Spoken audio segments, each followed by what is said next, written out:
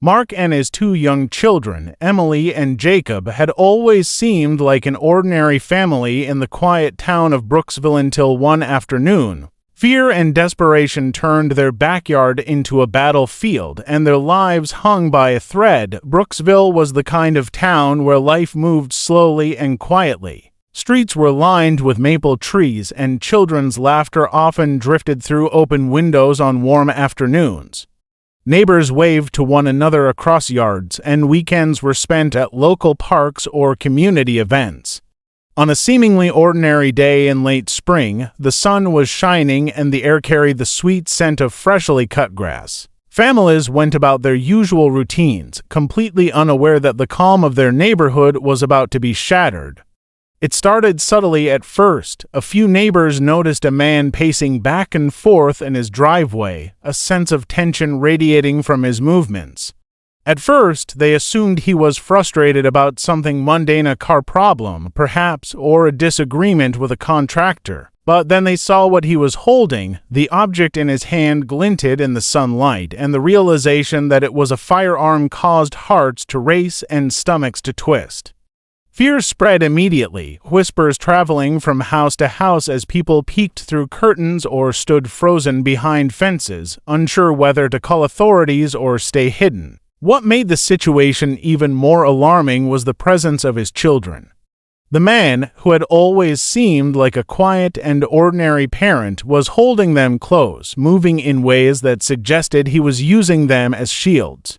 It was impossible for anyone watching to know what was happening inside his mind, but the image itself was terrifying. The children, too young to fully understand the danger, clung to him, their small bodies pressed against his. The scene was surreal, almost like something out of a nightmare that no one could wake up from. The neighbors who were brave enough to watch realized that this wasn't just a fleeting incident. It was the start of something far more serious. Calls to the police flooded in, each one frantic and urgent, as the situation escalated by the minute. Within moments, the quiet suburban street transformed into a cordoned-off zone filled with emergency vehicles, flashing lights, and officers assessing the situation. Helicopters hovered above, broadcasting live footage to news stations, while neighbors huddled together, some trying to comfort their own children who were frightened by the sudden chaos. No one could have predicted that a man who had seemed so normal, so familiar, could take such a drastic and dangerous action. Questions raced through the community's mind. Why would he do this? Was anyone hurt? Could this end safely? As the sun dipped lower in the sky, shadows stretched across the pavement, adding to the sense of tension and uncertainty. The once serene street had become a stage for a terrifying ordeal, and every passing moment felt like a countdown. What had begun as an ordinary day had now become the scene of a life-threatening standoff, and the small town of Brooksville would never view safety and routine in the same way again. The moment the police arrived, the quiet street of Brooksville transformed completely. Patrol cars screeched to a halt, their sirens piercing the calm afternoon air. Officers quickly assessed the situation, realizing that any wrong move could put the children in immediate danger. The man in the driveway moved with cautious determination, his eyes scanning the street, gripping his children tightly. SWAT vehicles rolled in, armored and imposing, creating a barrier between the man and the growing crowd of onlookers. News helicopters circled overhead, their cameras capturing every tense moment as neighbors peered through windows, afraid to move yet unable to look away. Negotiators attempted to communicate with him from a safe distance. Every word, every tone was carefully chosen, meant to de-escalate an impossible situation. Inside the house, tension was suffocating, thick enough to be felt on the street outside. The man refused to release the children, moving unpredictably between the driveway and the front of the house, keeping them close. Each time officers thought they had a window of opportunity, he shifted, a subtle change in posture or a glance signaling that any approach could be catastrophic. Time slowed, minutes stretched into what felt like hours. The neighbors were caught in a mix of fear and disbelief. Families gathered in small clusters, some holding their own children tightly, others whispering updates to one another. Phones were out, screens illuminating worried faces as news channels broadcast live footage of the standoff. The atmosphere was surreal, normal suburban life frozen in suspense. People remembered the man as the quiet father who waved hello, helped with neighborhood projects, and attended school events. How could someone so familiar become the center of a dangerous and unpredictable crisis? As night began to fall, the shadows on the street lengthened, amplifying the tension. The negotiators' voices were calm but firm, attempting to appeal to the man's sense of reason. Inside the house, officers could see little beyond the front windows, only faint silhouettes moving in the dim light. Every sound became amplified: the creak of floorboards, the whisper of the wind, the distant bark of a neighbor's dog. Each noise could be interpreted as a threat, each movement a potential trigger. The father's actions were methodical yet erratic. It became clear to authorities that this was not a random outburst but a calculated standoff fueled by desperation. Each decision he made seemed to be a test of control, a way to assert dominance over an increasingly dangerous situation. As hours passed, fatigue began to weigh on both sides. Negotiators worked tirelessly, switching shifts, analyzing every response, hoping to find a single opening. The children remained close to their father, a silent testament to the gravity of the situation. The tension was broken only by the occasional flash of police lights reflecting off the windows and the distant hum of the helicopters above. The standoff had become a battle of patience and nerves, with every second carrying immense weight. For the neighbors, it was an agonizing watch. For the officers, a delicate balancing act between strategy and empathy. And for the man, trapped in his own fear and desperation, the night stretched endlessly, each moment tightening the invisible grip of danger around everyone involved. As the standoff stretched into its second day, investigators began piecing together the man's life, trying to understand what had driven him to such extreme actions. What first appeared as a sudden act of violence slowly revealed deeper layers of stress and desperation. Neighbors recalled recent changes in his demeanor, quiet moments of worrying, tense phone calls, and long hours spent alone in his garage.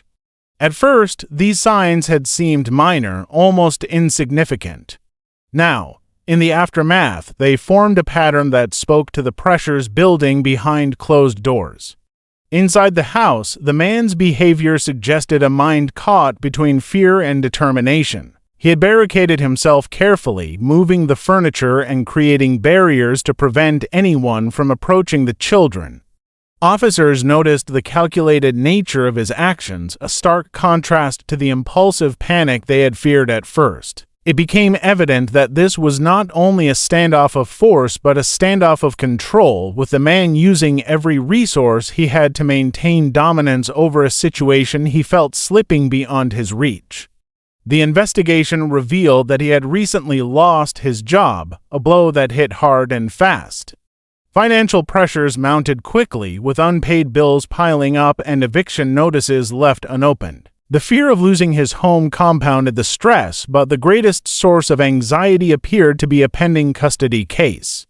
Court documents indicated that the man feared losing his children, convinced that external authorities would take them away. The combination of financial strain, legal pressure, and personal insecurity created a volatile mix that ultimately erupted in a public display of desperation.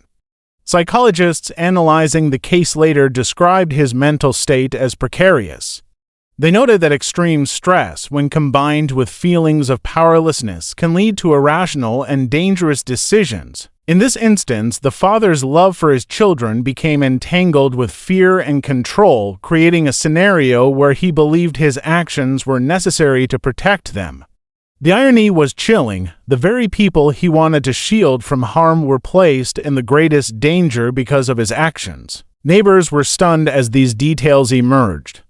The father they had known, the man who had been friendly at community events and involved in school activities, had been quietly struggling in ways they could not see. Friends and family expressed disbelief, grappling with the reality that someone capable of ordinary kindness could also reach the point of extreme danger. Meanwhile, law enforcement officers worked tirelessly, not only to negotiate the immediate crisis but also to gather the background needed to prevent similar situations in the future. Even as authorities pieced together the motive, the standoff remained tense. The father's awareness of the investigation and police presence seemed to heighten his defensive instincts. Every attempt to reason with him was complicated by the emotions he carried: fear, shame, and anger intertwined in a way that made negotiation delicate and painstaking. The situation was no longer simply about containment. It had become a study in human behavior under extreme pressure. The community, watching from a distance, was forced to confront the fragile line between ordinary life and chaos, realizing that the unseen struggles of those around them could erupt in the most unpredictable ways. As night fell over Brooksville, the tension inside the house reached its peak. The father, still holding his children close, moved slowly from room to room, scanning windows and doors as if expecting the police to appear at any moment. Each shadow in the dimly lit house seemed to heighten his anxiety, making him jump at even the slightest sound. Outside, the police maintained a careful perimeter, aware that any sudden action could trigger a catastrophe. The neighborhood was silent, the usual hum of evening activity replaced by the low rumble of emergency vehicles and the occasional murmur of news crews reporting live from the scene. For hours, the situation remained at a standstill. Negotiators tried every strategy to reach the father, using calm voices, reasoned appeals, and offers of help. Each attempt was met with hesitation or refusal, the man's fear and desperation creating an invisible wall between him and anyone who could help. Inside, the children began to sense the tension, their small bodies stiffening at the slightest movement, their eyes wide as they clung to their father. Despite the danger, they were remarkably aware of the need to stay calm, their instinct for survival quietly guiding their actions. Then, in an unexpected turn, the children themselves became the catalyst for change. They noticed a small moment of distraction created by a flash of police lights outside the house. A door that had been slightly ajar offered a narrow path to safety. With careful timing, the children moved, one guiding the other, slipping past their father's grip without him realizing immediately. Their actions were quick, almost instinctual, and required perfect coordination. The moment they stepped outside, the police were ready, moving swiftly but cautiously to ensure the children were unharmed. Once the children were safely escorted away, the father was left alone, cornered and panicked. His sense of control, which had dominated every decision for hours, collapsed. Negotiators seized the opportunity, speaking with him patiently, reminding him that the immediate danger had passed and that surrender was the safest option. The father, exhausted and emotionally drained, finally allowed himself to be guided out of the house. The relief on the street was palpable as officers and neighbors alike exhaled after what had been an agonizing ordeal. The aftermath of the escape left a community in shock. The courage of the children, acting under extreme stress and danger, became a focal point of the story. Their ability to recognize a fleeting opportunity and take decisive action not only saved their own lives but also prevented a potentially tragic outcome. Meanwhile, authorities worked to secure the scene and ensure the father received the necessary medical and psychological attention. Experts later described the children's escape as a remarkable example of quick thinking and bravery under pressure, a testament to resilience even in the most frightening circumstances. In the hours following the standoff, the neighborhood slowly began to breathe again. The house, once a scene of terror, stood quiet under the night sky, illuminated by police lights and the fading glow of news cameras.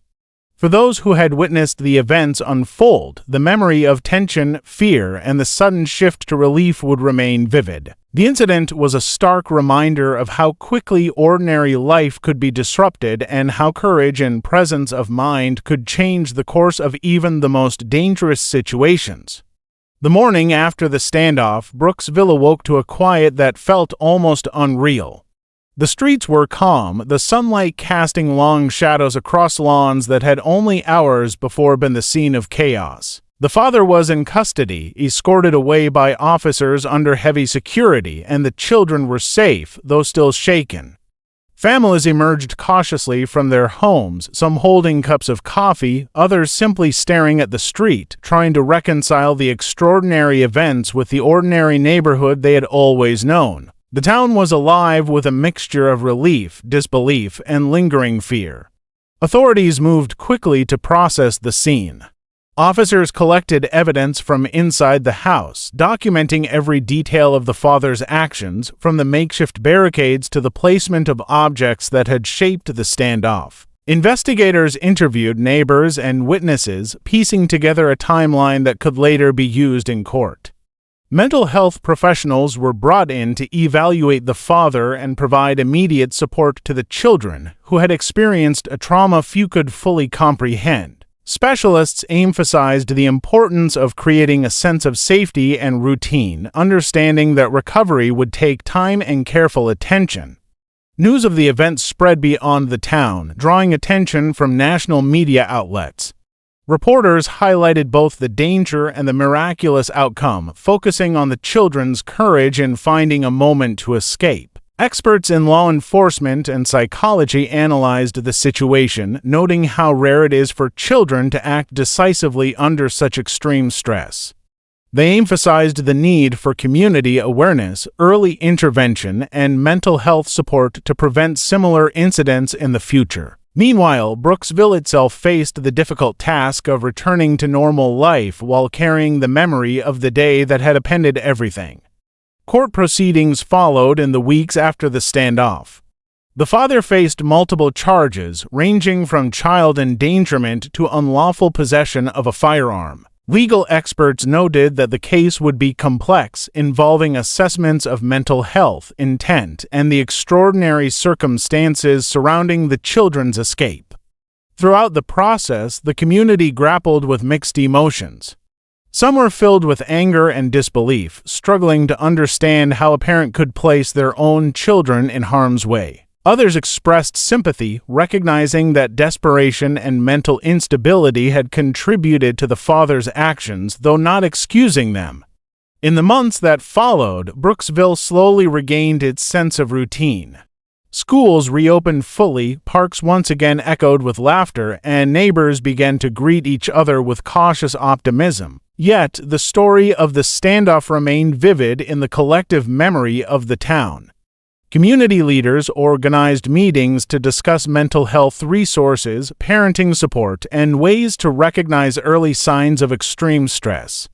The children, supported by family and professionals, gradually returned to daily life, their resilience and bravery acknowledged by all who knew them. The event became more than a terrifying incident.